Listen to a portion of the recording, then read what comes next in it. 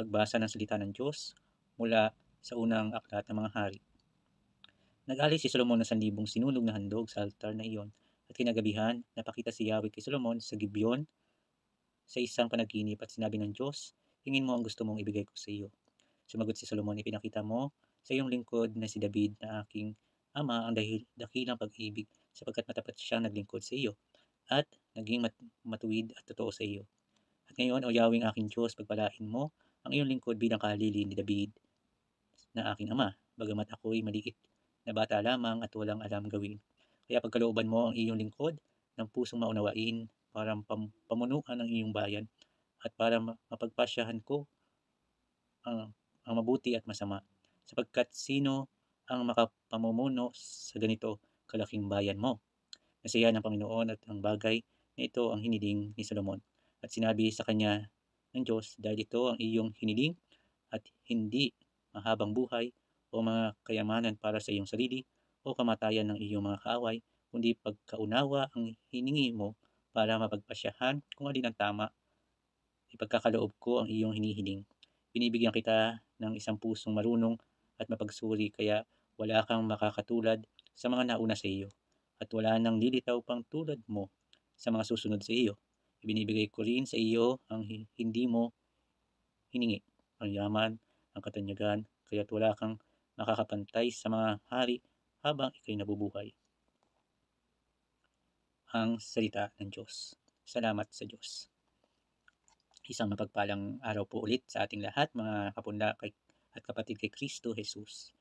Ang narinig natin ay humiling si Haring Solomon kay Yahweh sa ating Diyos ng hiling na pagpapakumbaba, kung paano malaman ang tama at mali, kung paano piliin ang tama.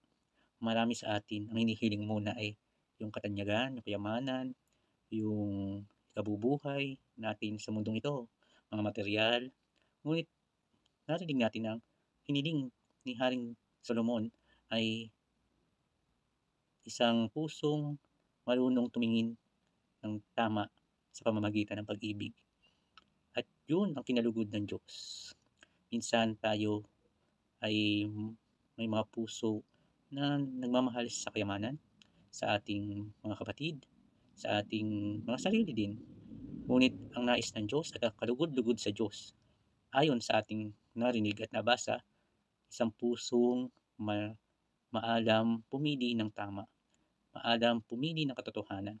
Sa panahon na tayo ay nagugulumihanan sa mga nangyayari, lalo sa panahon ngayon, nangyayari sa politika sa ating bayan, naway ang Diyos ang magbigay sa atin at hilingin din natin sa Diyos ang puso at isip na makapagpasya tayo ng tama. Hindi sa emosyon, hindi dahil sinabi ng ibang tao, hindi dahil yun ang gusto natin, kundi yun nais ng Diyos na mangyari sa atin bilang tao, bilang mga kapatid kay Kristo, at mga nilikha ng Diyos Ama na makapangyarihan sa lahat.